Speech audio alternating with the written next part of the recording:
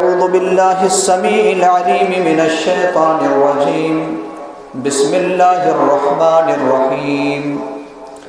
يريدون ليطفئوا نور الله بأفواههم والله متم نوره ولو كره الكافرون. وقال النبي صلى الله عليه وسلم: الإسلام يعلو ولا يؤلى، أو كما قال عليه الصلاة والسلام: رب اشرح لي صدري ويسر لي أمري واحلل عقدة من لساني يفقهوا قولي. اللهم رب زدني علما. آمین. نور خدا ہے کفر کی حرکت پہ خندہ زن، نور خدا ہے کفر کی حرکت پہ خندہ زن، پھونکوں سے یہ چراغ بجھایا نہ جائے گا. معزز حاضرین جمعہ، بزرگوں، عزیز ساتھیوں، پردہ نشین خواتین، اسلامی ماں اور بہنوں، ہر قسم کی تعریف، بڑائی و کبریائی، حمد و ثنا اس اللہ وحدہ لا شریک، خالق کائنات، مالک ارض و سما کے لیے ہے، جو ہمارا خالق، ہمارا رازق اور ہمارا پالنہار ہے. جس اللہ نے ہمیں اور آپ کو سب سے عظیم اور سب سے بڑی دولت اسلام اور دولت ایمان سے نوازا ہے، الحمدللہ. بعدہ اللہ کے بھیجے گئے تمام نبیوں اور رسولوں پر درود بھیجتے ہیں، بالخصوص نبی آخر الزمان جناب محمد رسول اللہ صلی اللہ علیہ وسلم پر، جو اس کائنات کے لیے رحمت للعالمین بن کر تشریف لائے. اللہم صلی علیہ، اللہم بارک علیہ. حمد و صلوات کے بعد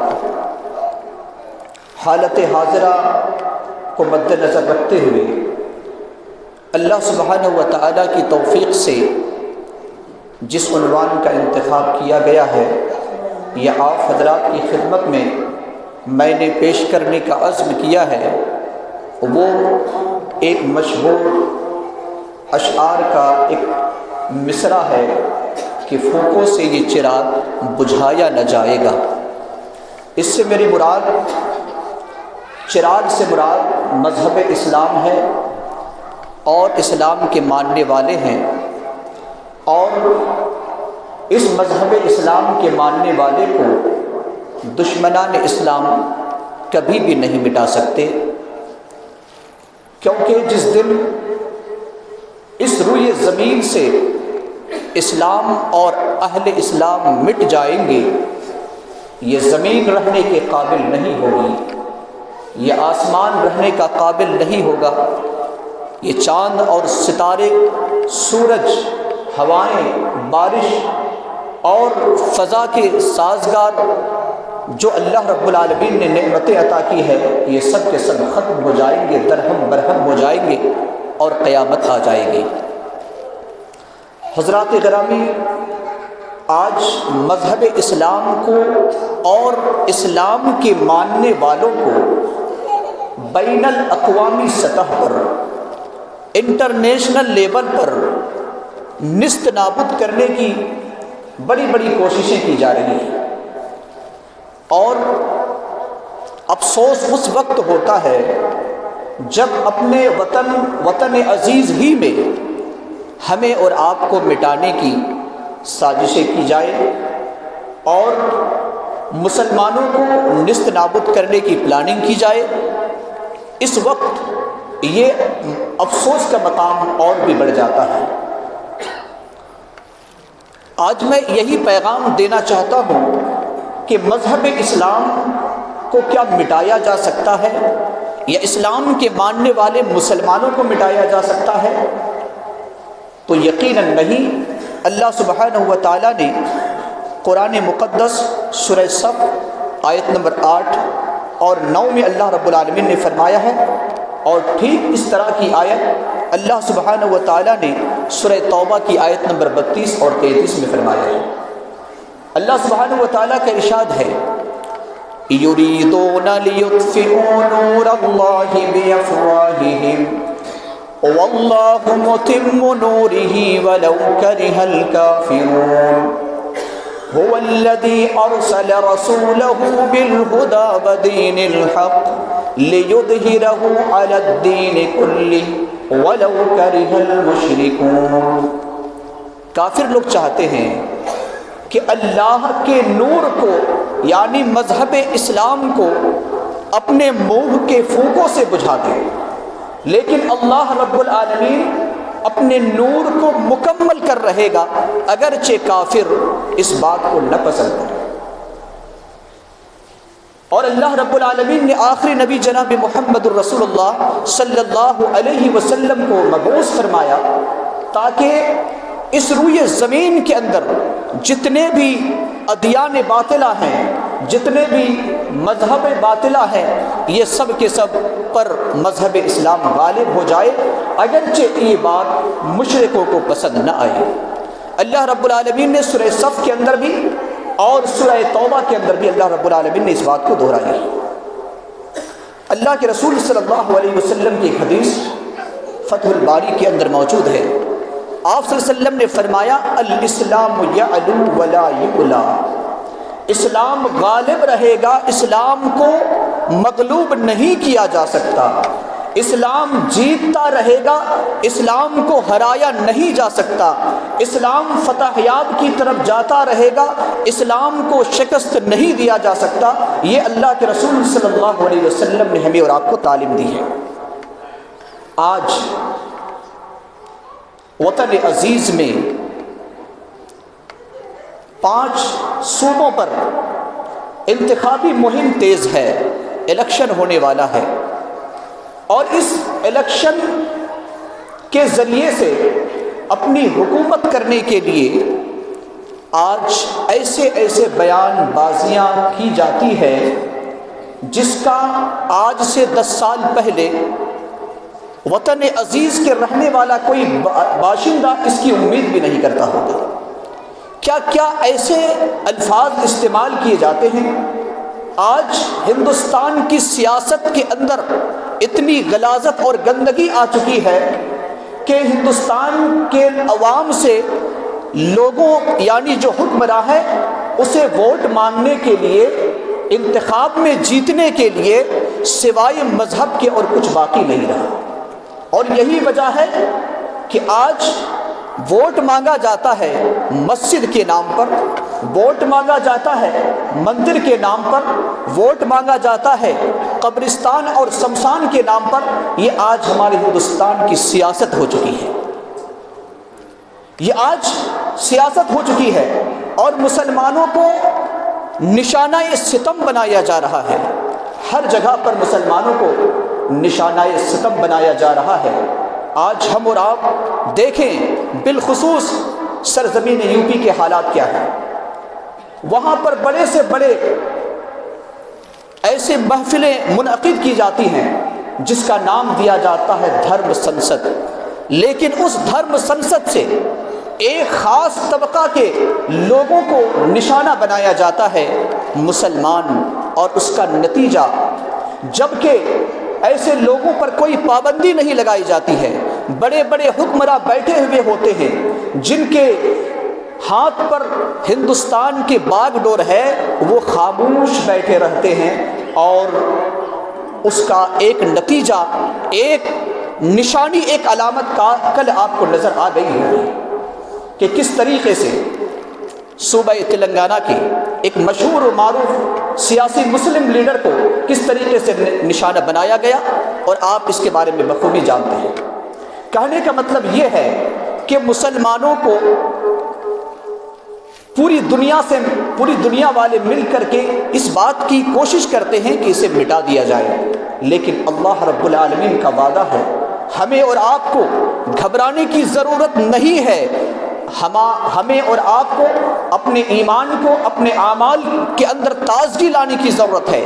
اگر ہم نے اپنے ایمان کو مضبوط کیا، یقیناً اللہ کے رسول صلی اللہ علیہ وسلم کی حدیث جھوٹی نہیں ہے کہ اسلام غالب رہے گا، اسلام کے ماننے والے غالب رہیں گے، اسلام کو کبھی شکست نہیں دیا جا سکتا.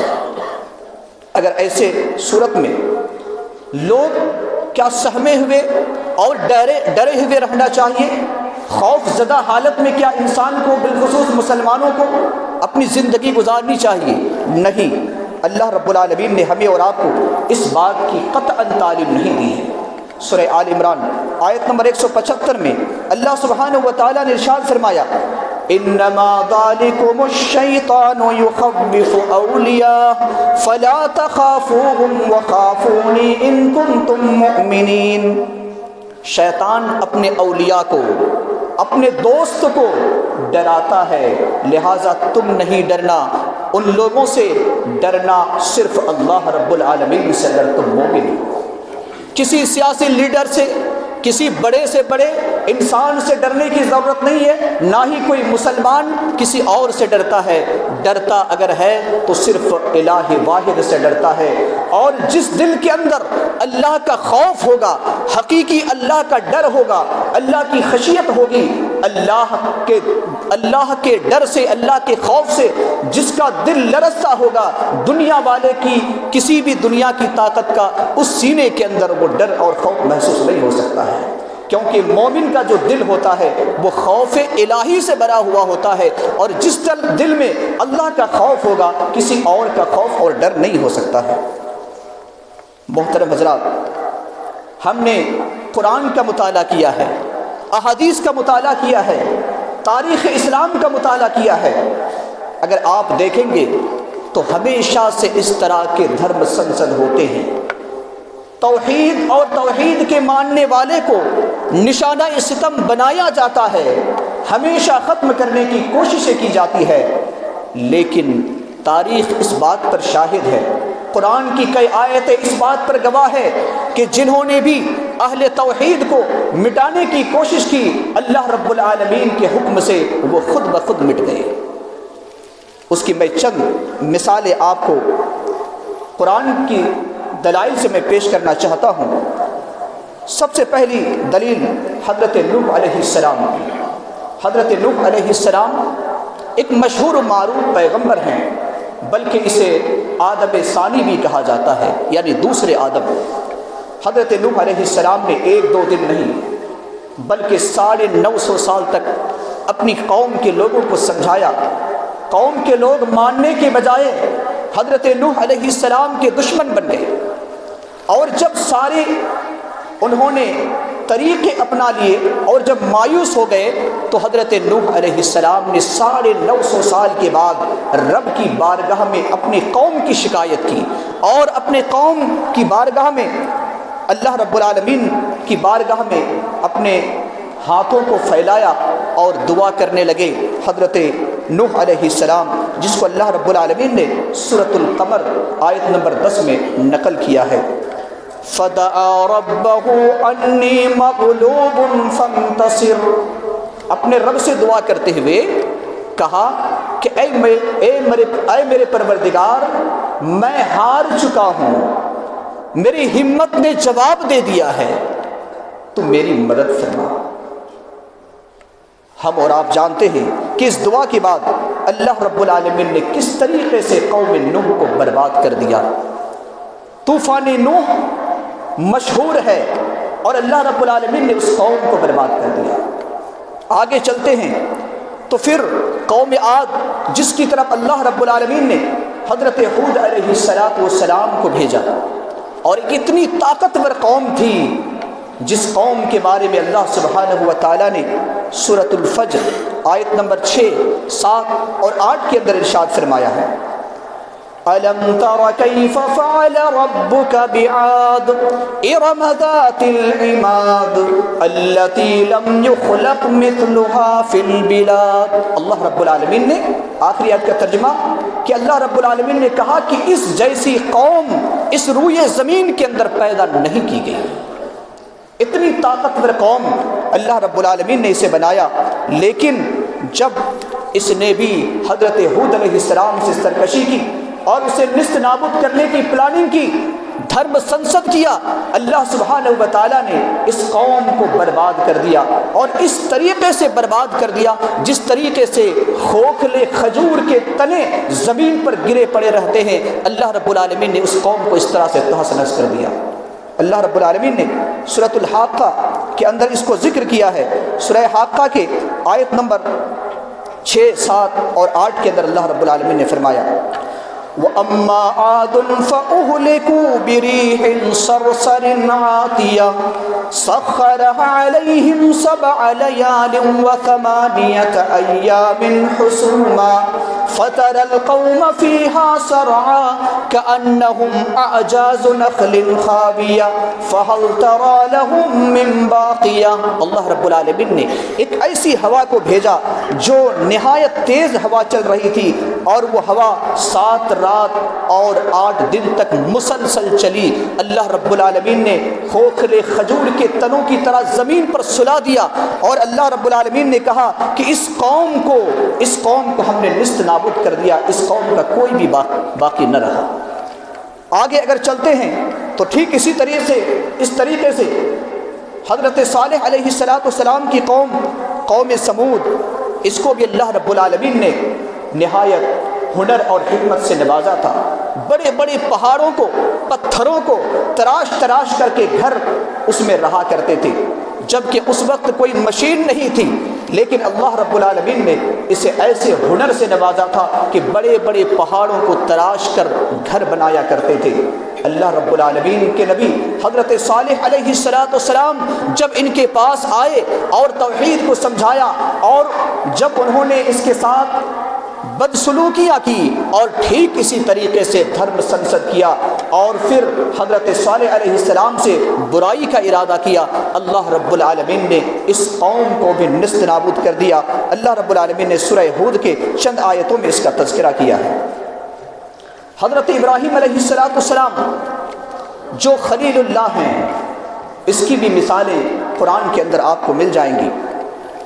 حضرت ابراہیم علیہ السلام تو صرف تنہا تھے، گھر والے بھی دشمن، گاؤں والے بھی دشمن، پورے شہر اور علاقے والے دشمن، اور دھرم سنسد کرتے ہوئے حضرت ابراہیم علیہ السلام کو آگ میں پھینکنا چاہا کہ ہم آگ میں پھینکیں گے۔ لکڑیاں جمع کی گئی اور آگ جلائی گئی، منجنیق کے اوپر بیٹھا کر حضرت ابراہیم علیہ السلام کو پھینکا گیا، لیکن اللہ رب العالمین نے اس کی حفاظت کی۔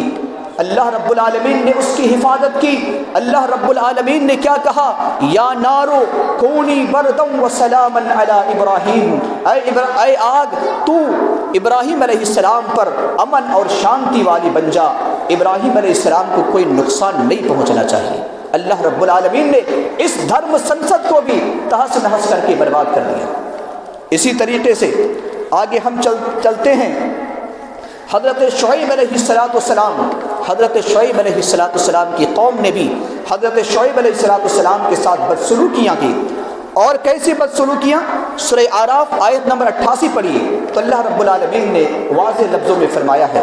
اللہ سبحانہ و تعالیٰ کا ارشاد ہے قال الملأ الذين استكبروا من قومه لنخرجنك يا شعيب والذين آمنوا معك من قريتنا أو لتعودن في ملتنا۔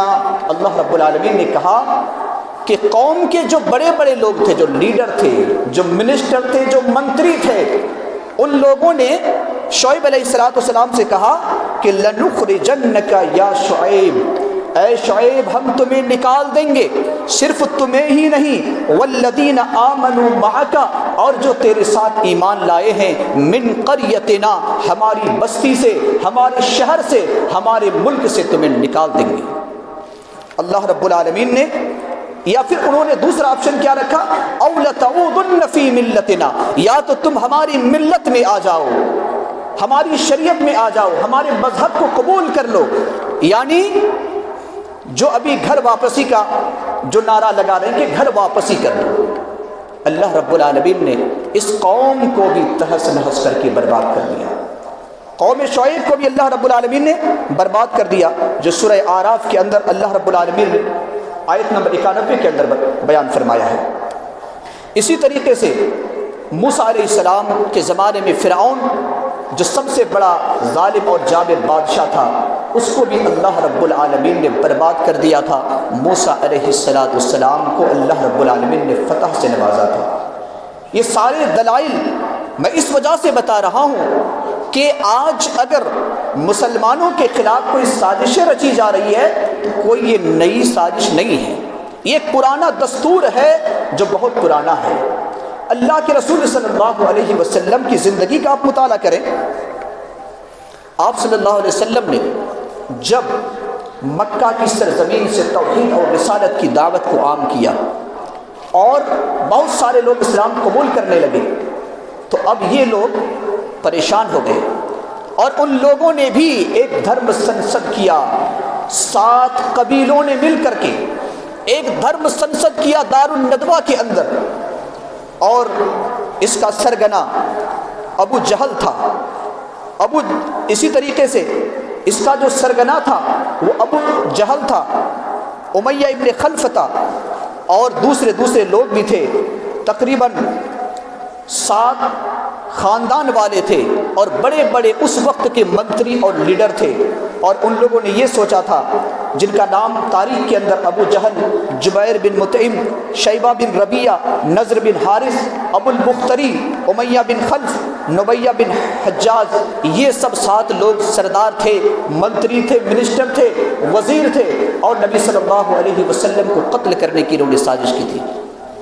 اور صرف سازش ہی نہیں بلکہ اس قتل کو عملی جامہ پہنانے کے لیے، نبی صلی اللہ علیہ وسلم کو نیست نابود کرنے کے لیے آپ صلی اللہ علیہ وسلم کے گھر کو ننگی تلوار سے گھیر لیا تھا۔ اللہ سبحانہ و تعالیٰ نے اس دھرم سنسد کو بھی نیست نابود کر کے برباد کر دیا۔ اللہ رب العالمین نے اپنے حبیب جناب محمد الرسول اللہ صلی اللہ علیہ وسلم کو بچا لیا۔ جب آپ صلی اللہ علیہ وسلم مدینہ کی سرزمین پر گئے تو مدینہ کی سرزمین پر جانے کے بعد بھی آپ صلی اللہ علیہ وسلم کو اور مسلمانوں کو پریشان کیا گیا۔ سارے عرب کے لوگ آپ کے دشمن بن گئے، یہود، نصارہ، منافقین اور مشرکین سب مل گئے، مکہ والے بھی مل گئے کہ نبی صلی اللہ علیہ وسلم کو ختم کر دیا جائے، اور مسلمانوں کے کانوں تک یہ آواز پہنچی کہ سارے قبائل کے لوگ مل چکے ہیں، مکہ سے مدینہ اور مدینہ کی اطراف کی جو بستیاں ہیں، جن بستیوں میں مشرکین رہا کرتے ہیں، جن میں یہود و نصارہ رہا کرتے ہیں، یہ سب کے سب متحد ہو چکے ہیں مکہ میں حملہ کرنے کے لیے۔ جب مسلمانوں کے پاس یہ خبر پہنچتی ہے، اللہ رب العالمین گواہی دیتا ہے کہ اہل ایمان کے ایمان میں اور اضافہ ہو گیا، ایمان والوں کا ایمان اور بڑھ گیا، وہ بزدل نہیں ہوئے، ایمان پر اور راسخ ہو گئے، اسلام پر اور مضبوطی سے عمل کرنے لگے، اور وہ کہنے لگے حسبنا اللہ و نعم الوکیل، اللہ ہمارے لیے کافی ہے، وہی بہترین کارساز ہے۔ مسلمانوں، جب کسی کا بیان ہمارے خلاف آئے، کسی مسلمان کے خلاف آئے، یا مسلمانوں کو صفائی ہستی سے مٹانے کا اعلان کرے، تو آپ کہہ دینا حسبنا اللہ و نعم الوکیل، اللہ رب العالمین کافی ہے۔ اور یہی جملہ حضرت ابراہیم علیہ السلام نے، صحیح بخاری کی روایت ہے کہ جب حضرت ابراہیم علیہ السلام کو آگ میں پھینکا جا رہا تھا، اسی جملہ کو حضرت ابراہیم علیہ السلام نے پڑھا تھا۔ کہنے کا مطلب یہ ہے کہ یہ سازشیں بہت پرانی ہیں، لیکن ہمیں ہوشیار رہنے کی بھی ضرورت ہے، ہمیں حالات کو مد نظر رکھتے ہوئے اقدام کرنے کی ضرورت ہے، ہمیں اور آپ کو غلط افواہوں کی طرف دھیان دینے کی ضرورت نہیں ہے۔ اور جب وقت آئے سیاست میں ہمیں اور آپ کو ایک ایسے جمہوریت سیاسی پارٹی کو کھڑا کرنا ہے جو ہندوستان کی جمہوریت کو سمجھتی ہو۔ آج ہمیں اور آپ کو افسوس کے ساتھ یہ کہنا پڑ رہا ہے کہ ابھی پچھلے مہینے 26 جنوری کو یوم جمہوریہ منایا گیا۔ یوم جمہوریہ کا کیا مطلب ہوتا ہے؟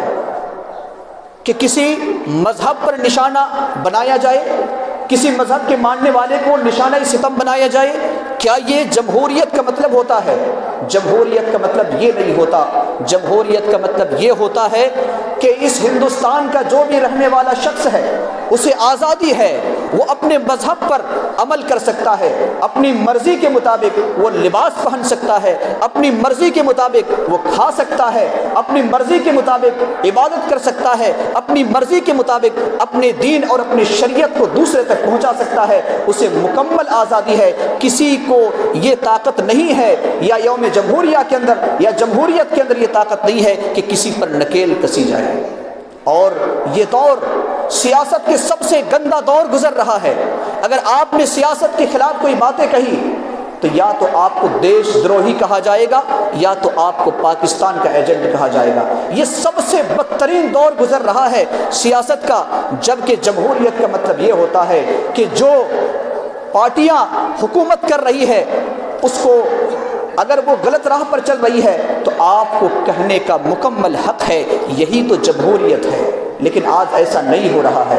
مسلمانوں، ہندوستان کو ڈیجیٹل انڈیا کے نام پر، اسمارٹ سٹی کے نام پر، اور نہ جانے نوکری کے نام پر، اور ہندوستان کو ایک بہترین ہندوستان بنانے کے نام پر ووٹ مانگا جاتا ہے، لیکن اس کے بعد ایسی ایسی چیزیں دی جاتی ہے، لوگوں کے ذہن و دماغ کے اندر صرف دھرم، مذہب اور قبرستان اور شمشان، مسجد، مندر، یہی چیزیں ہمارے نوجوانوں کے ذہن و دماغ کے اندر زہر بنا کر کے گھول دیا جاتا ہے، جس کی وجہ سے آج کس طرح کی نفرت کی سیاست ہندوستان کے اندر ہو رہی ہے۔ مسلمانوں، ہمیں اور آپ کو ہوشیار رہنے کی ضرورت ہے، اور ساتھ ہی ساتھ اپنے ایمان کو تازہ کرنے کی ضرورت ہے، اپنے آپسی تعلقات میں بہتری کرنے کی ضرورت ہے، اتحاد اور اتفاق کی ضرورت ہے، اور آپسی نفرتیں، آپسی دشمنوں کو جنازہ پڑھ کر کے اسے ختم کرنے کی ضرورت ہے۔ اگر ہم واقعی چاہتے ہیں کہ ہندوستان میں ہم تو گزر جائیں گے، ہم تو 10 سال جی سکتے ہیں، 5 سال جئیں گے، لیکن آنے والی جو نسل ہے، ہماری جو اولاد ہے، اس کا کیا حال ہوگا؟ اگر ہندوستان یہی رخ پر چلتا رہے تو پھر وہ دن دور نہیں ہے جس دن یہ ہندوستان غلاموں کے یعنی ہم اور آپ غلام ہو چکے تھے۔ لہٰذا ہمیں اور آپ کو ایسے اقدام اٹھانے کی ضرورت ہے، ایسے سوچ رکھنے کی ضرورت ہے، اور ہمیں ڈرنے کی ضرورت نہیں ہے، کیونکہ اسلام کو اگر کوئی مٹانا چاہے، یا اسلام کو، اس نور کو کوئی اپنے پھونکوں سے بجھانا چاہے، تو اسے کہنا ہے کہ اسلام یہ کوئی چراغ نہیں ہے۔ اسلام کی تشبیہ تم چراغ سے مت دو، اسلام کی تشبیہ تم سورج سے دو۔ اور اگر کوئی انسان کہے کہ سورج کو ہم اپنے منہ کے پھونک سے بجھا دیں گے تو وہ انسان بے وقوف ہوگا، کیونکہ سورج کو جس طریقے سے اپنے منہ کے پھونک سے بجھایا نہیں جا سکتا، اسی طریقے سے اسلام کو اور اسلام کے ماننے والے کو اس روئے زمین سے مٹایا نہیں جا سکتا۔ اور میں نے شروعات میں کہا کہ جس دن اسلام اور اسلام کے ماننے والے اس دنیا سے مٹ جائیں گے، یہ زمین رہنے کے قابل نہیں ہوگی، یہ پہاڑ اٹھ جائیں گے، سمندر سے آگ کے شعلے نکلیں گے، آسمان پھٹ جائے گا، سورج اور ستارے سب کے سب بے نور ہو جائیں گے، یعنی قیامت قائم ہو جائے گی۔ ہمارا عقیدہ ہے کہ جب تک اس روئے زمین کے اندر ایک بھی اللہ کو ماننے والا رہے گا، تب تک قیامت قائم نہیں ہوگی۔ اللہ رب العالمین سے دعا کرتے ہیں کہ اللہ رب العالمین ہم تمام لوگوں کے اندر اتحاد و اتفاق پیدا فرمائے۔ اللہ رب العالمین ہندوستان کی فضا کو، گنگا جمنی تہذیب جو فضا تھی، اللہ رب العالمین اس فضا میں تبدیل فرما دے۔ جو نفرتیں، جو دشمنی، ایک دوسرے مذہب کے ماننے والوں کے خلاف جو دشمنیاں ہیں، اے اللہ تو محبت اور الفت میں تبدیل فرما دے۔ ایک ایسی سیاسی پارٹی کو اے اللہ تو وجود بخش جو سیاسی پارٹی ہندوستان کی جمہوریت کو سمجھ کر کے اس کے مطابق عمل کرے اور اس کے قوانین کو نافذ کرے۔ اے اللہ ایسے حکومت کو تو ہندوستان کے بادر عطا فرما۔